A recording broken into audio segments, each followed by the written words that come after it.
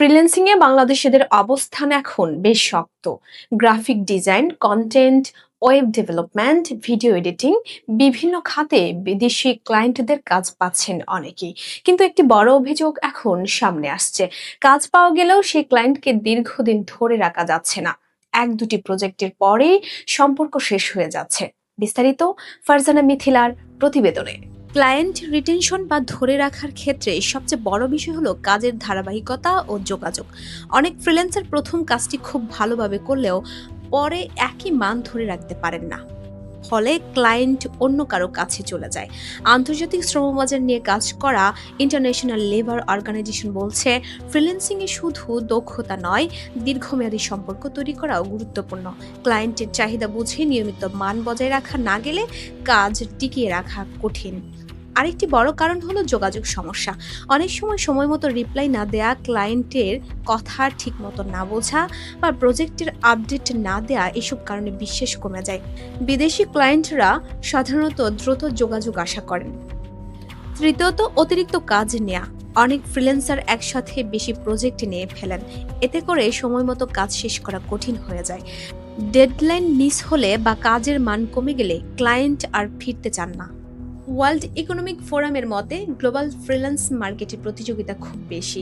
একটি ছোট ভুলও ক্লায়েন্ট হারানোর কারণ হতে পারে, কারণ তাদের সামনে অনেক বিকল্প থাকে।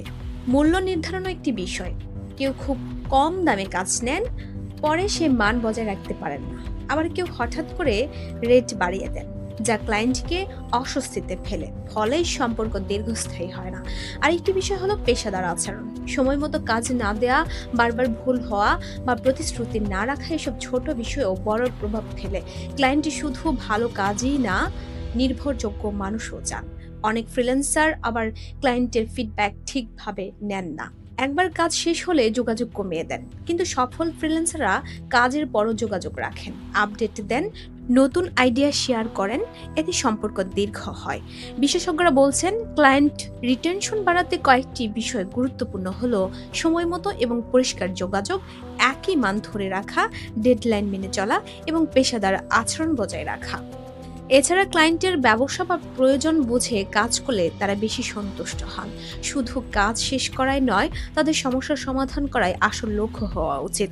বাংলাদেশি ফ্রিল্যান্সারদের জন্য সুযোগ এখনও অনেক, কিন্তু শুধু কাজ পাওয়া নয়, সেই কাজ ধরে রাখাই এখন বড় চ্যালেঞ্জ হয়ে দাঁড়িয়েছে। সব মিলিয়ে সমস্যা দক্ষতার অভাবে নয়, বরং ধারাবাহিকতা, যোগাযোগ আর পেশাদারিত্বের ঘাটতির কারণে ক্লায়েন্ট হারানোর ঘটনা বেশি ঘটছে। শেষ পর্যন্ত ফ্রিল্যান্সিংয়ে সফল হতে হলে একবার ভালো কাজ করলেই হবে না, বারবার একই মান দেখাতে হবে, কারণ ক্লায়েন্ট ধরে রাখাই আসল সাফল্য। Voice of Bangla, international desk.